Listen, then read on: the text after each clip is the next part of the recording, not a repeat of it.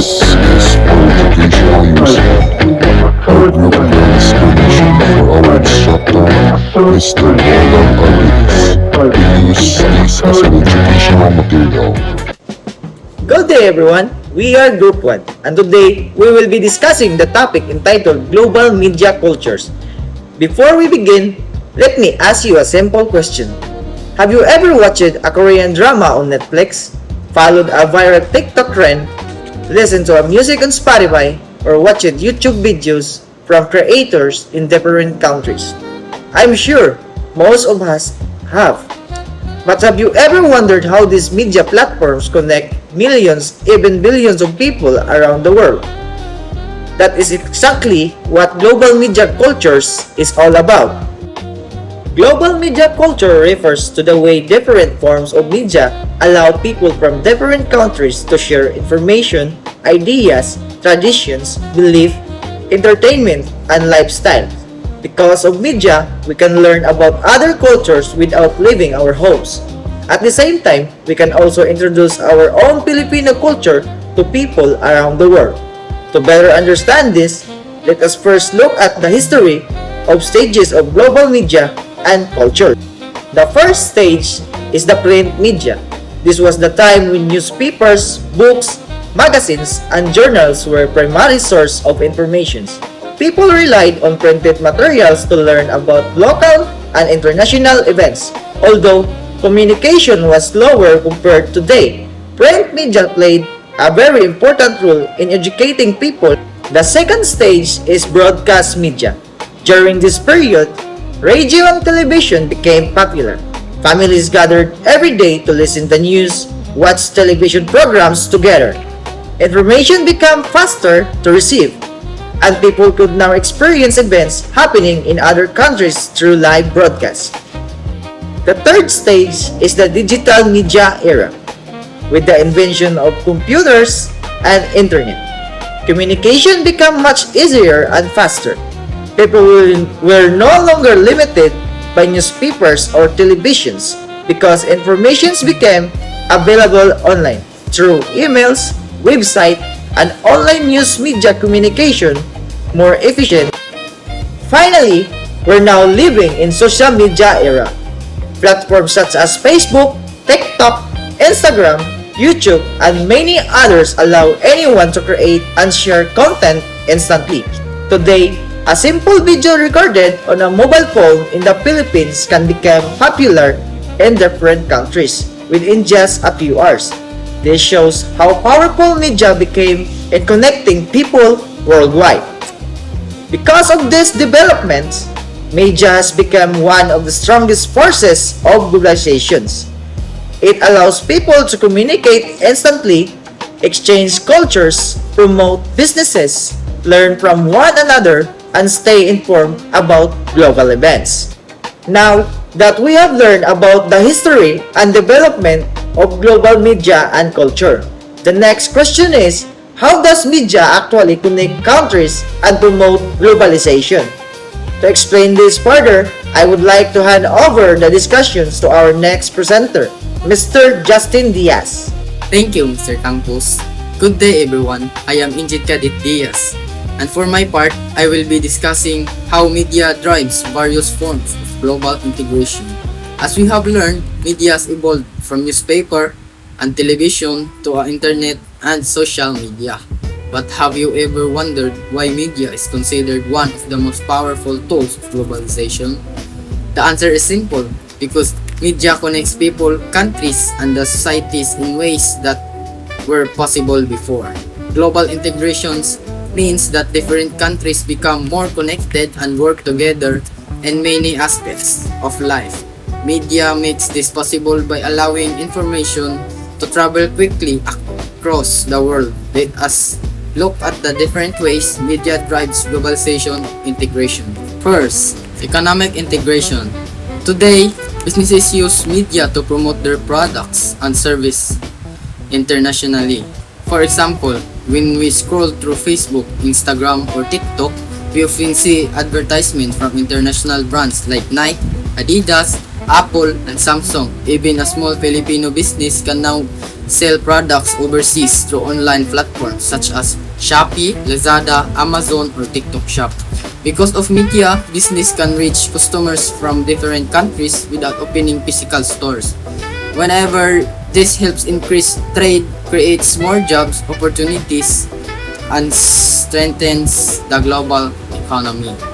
Third is a cultural integration. This is probably the type of integration that we experience every day. Because social media, we were exposed to different cultures. We are enjoy Korean dramas, Japanese anime, Hollywood movies, international sports, and music from artists around the world. At the same time, people from other countries also enjoy Filipino culture. We foreigner watch Filipino travel vlogs, listen to original OPM song, or learn Filipino recipes and even visit the Philippines after seeing beautiful places online. This exchange of cultures help people understand and appreciate more and one another. Fourth is political integration. Media also plays an important role in politics and public awareness. Through television, online news, and social media, people receive updates about elections, international agreements, environmental issues, public health concern, and humanitarian efforts. For example, during natural disaster or global health emergencies, government use media to provide important announcement and safety guidelines. Different countries can also operate more effectively because information is shared quickly. And another important contribution of media is in education. Students today are no longer limited to books found in the library. We are attend online classes, watch educational videos, access digital journals, and participate in virtual conference with experts from different countries. This became especially important during the COVID-19 pandemic, when education continued through online learning platforms. Media also promotes technological integration. Countries exchange knowledge about new inventions, scientific discoveries, healthcare, innovations, and modern technology. Through digital communication, for example, research from different countries can now work together on specific project without meeting face to face. As you can see, media does much more than entertain us. It supports businesses, it improves education, it strengthens communication, it promotes cultural understanding, and it encourages international cooperation. However, while media creates many opportunities, it also influences the way cultures interact with one another. Sometimes local tradition becomes stronger because in other cases, they are challenged by global influencers. So, how do local cultures and global cultures affect each other through media? To answer this important question, let us now proceed to our next speaker. I would like to invite Mr. Sukib to discuss the dynamic between local and global culture production. Thank you, Mr. Diaz. Good day, everyone. I am Relvin Osokip, and for my part, I will be discussing the dynamic between local and global cultural production. As we have learned from the previous discussion, media has become a powerful tool in connecting people around the world. Because of this, connection cultures are no longer isolated. Instead, they constantly influence one another. This interaction between local and global cultures is what we call the dynamic between local and global cultural production. But what do we mean by local culture and global culture? Local culture refers to the traditions, beliefs, languages, customs, arts, food, music, and practices that are unique to a particular community or country. For us, Filipinos, examples include celebrating fiestas, respecting our elders through the gesture of pagmamano, enjoying Filipino dishes like adobo and sinigang, listening to original Filipino music or OPM, and speaking our local languages.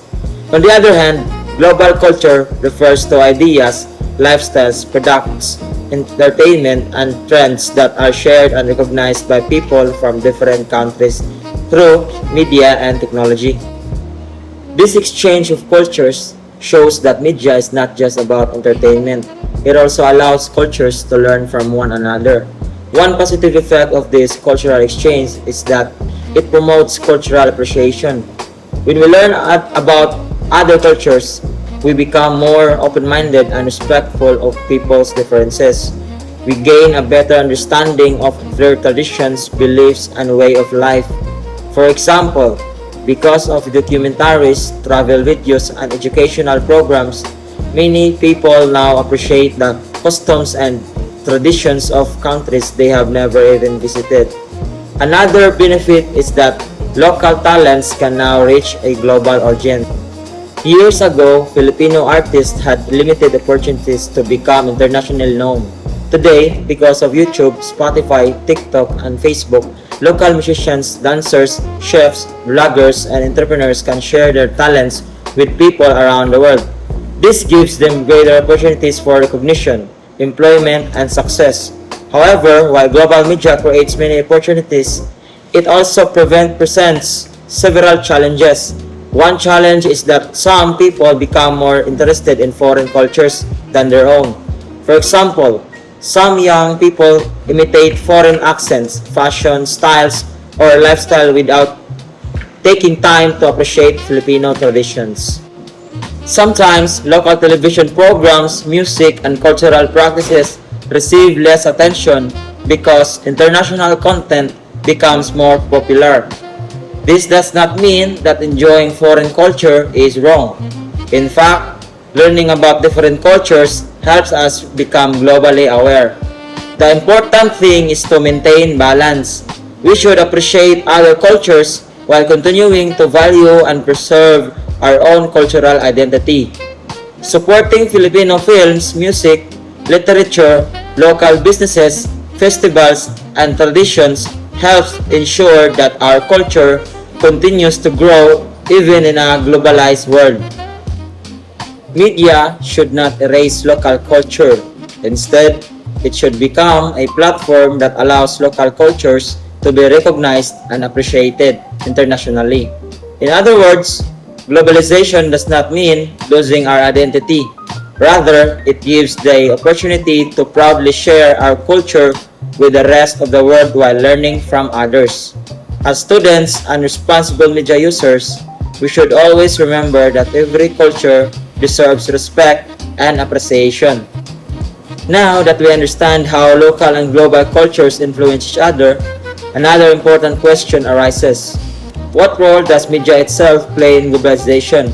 And what are the advantages and disadvantages of media globalization? To discuss these important points, let me now hand over the presentation to our next speaker, Mr. Enzen N. Chavez. Good day everyone, I'm Engin Cadelto Chavez, and for my part, I will be discussing the role of media in globalization, as well as the advantage and disadvantage of media globalization. As we have learned from our previous speakers, media has become one of the most powerful tools in the world. Whether we are watching the news, scrolling through social media, attending online class, or chatting with friends from another country, media has become part of our everyday lives. But have you ever wondered why media is considered the heart of globalization?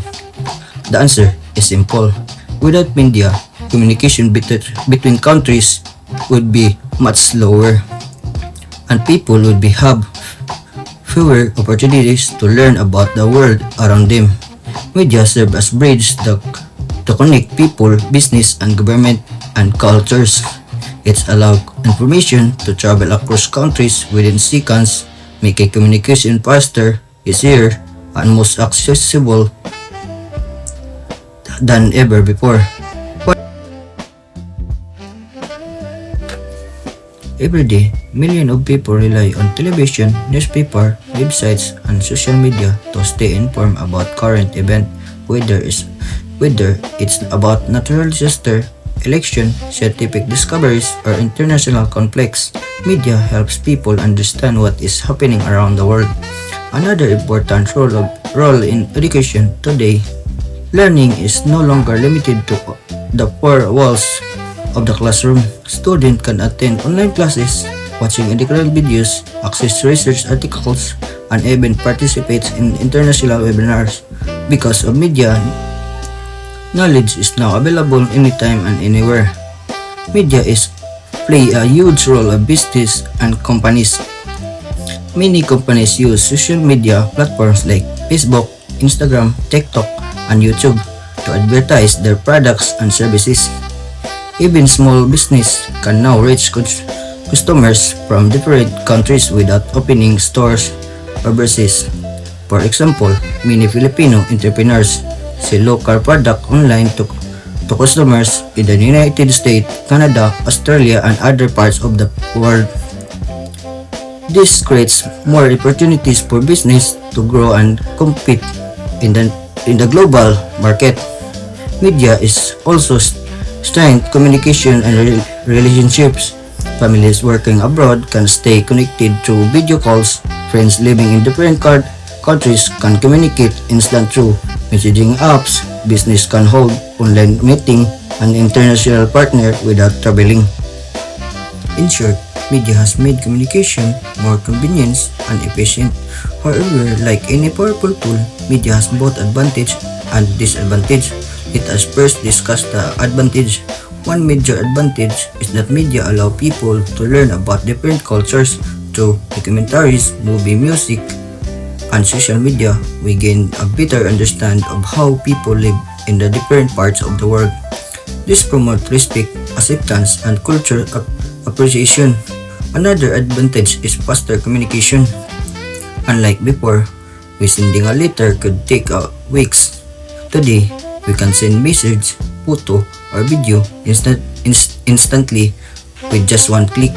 Media also improves education by providing unlimited access to information and online learning resources. In addition, it helps create economic opportunities by allowing business to reach more customers and encourage innovation and entrepreneurship. Lastly, media increase public awareness during emergency such as typhoon, earthquake, or health crisis. Media helps governments deliver important announcements quickly to keep people safe. Despite these benefits, media globalization also has some disadvantage. One of the biggest problems today is the spread of fake news and misinformation. Because information travels so quickly, false information can also spread just a fast, causing confusion and misunderstanding. Another concern is too much depending on social media. Many people spend several hours every day online, sometimes affecting their studies, work, relationship, and even their mental health.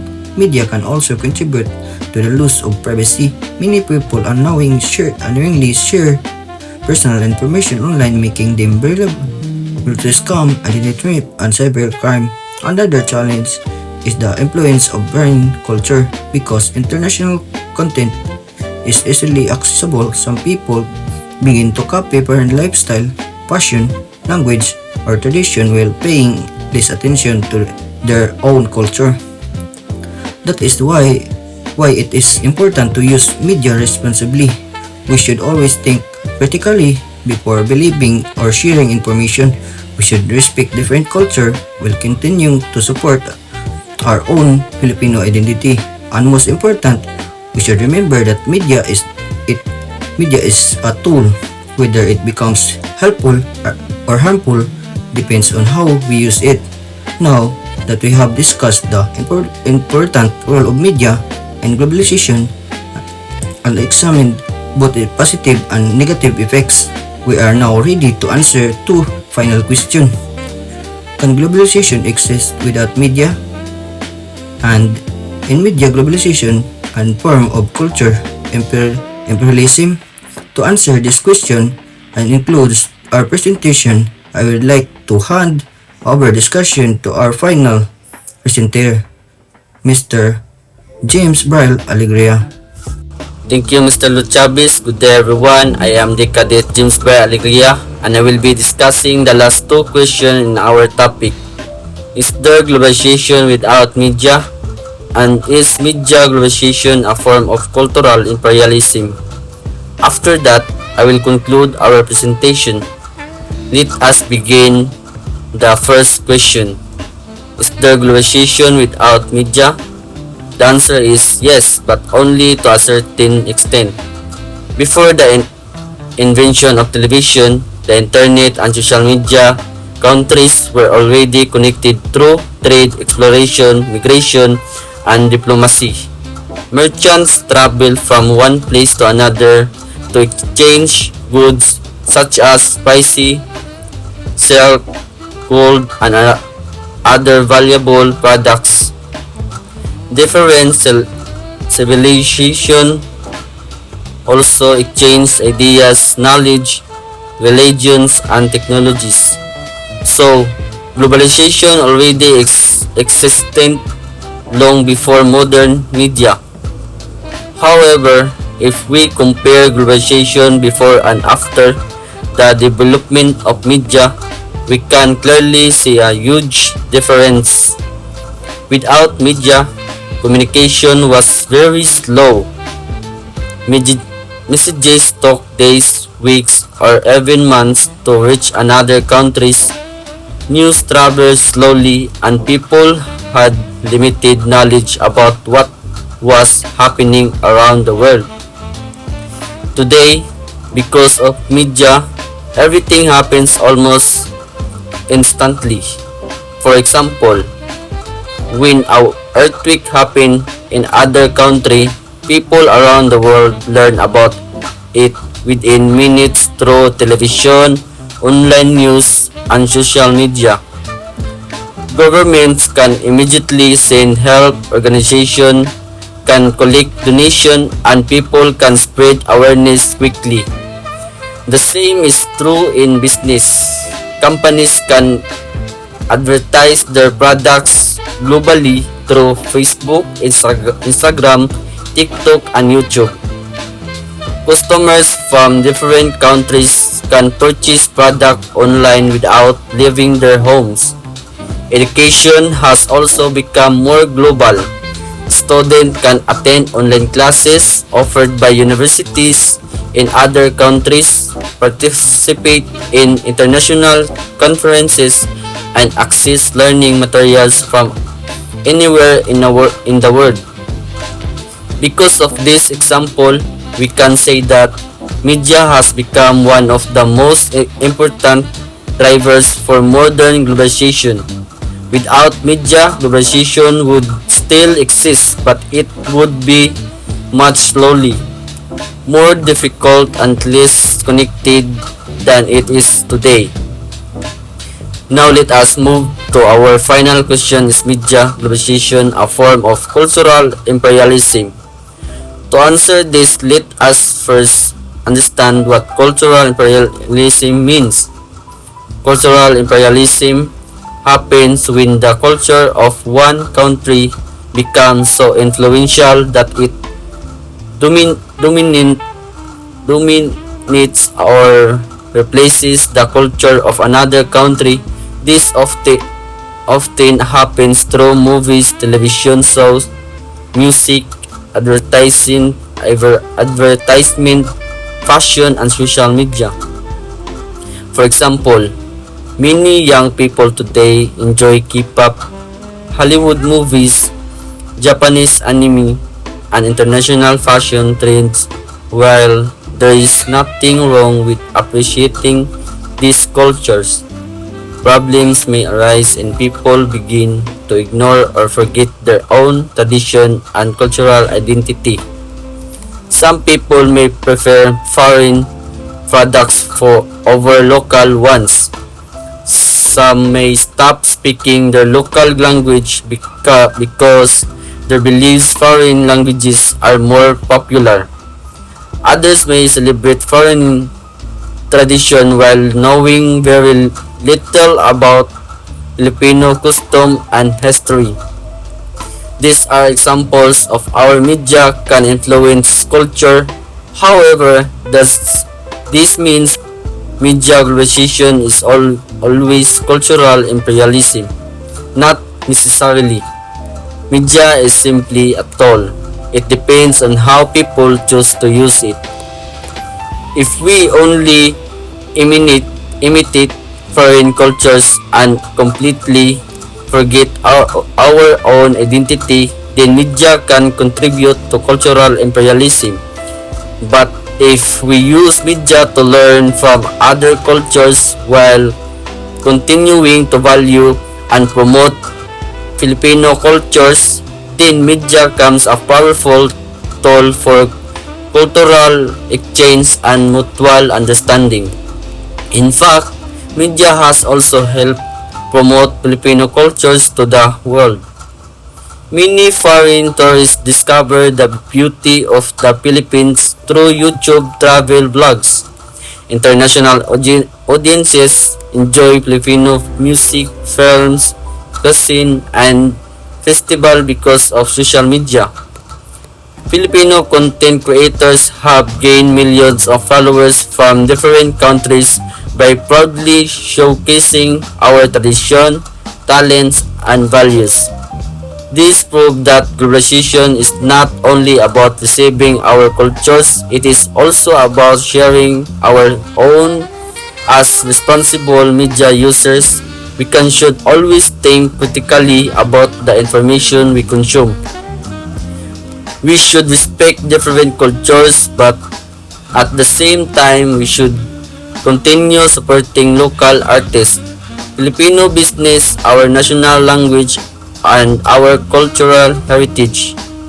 In this way, globalization becomes an opportunity to unite people rather than erase cultural differences.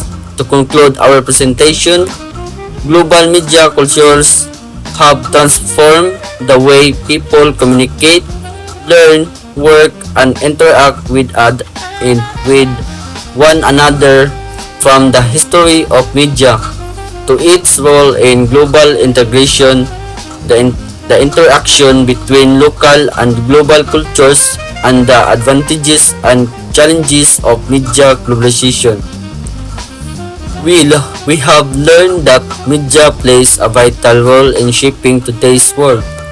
Although globalization brings many opportunities, it also reminds us of our responsibility to become wise and responsible media users. As students, we should not only consume information but also evaluate it carefully. We should appreciate other cultures while remaining proud of our own Filipino identity. After all, globalization is not about becoming the same. It is about connected with one another, learning from one another, and celebrating the diversity that makes every culture unique. Once again, we are Group 1, Juban Tangpos, Justin Diaz, Relvin Sokib, Zin Lucavis, and me, James Alegria. Thank you for listening. We hope you learn something valuable from our presentation. Have a wonderful day and God bless everyone. Thank you.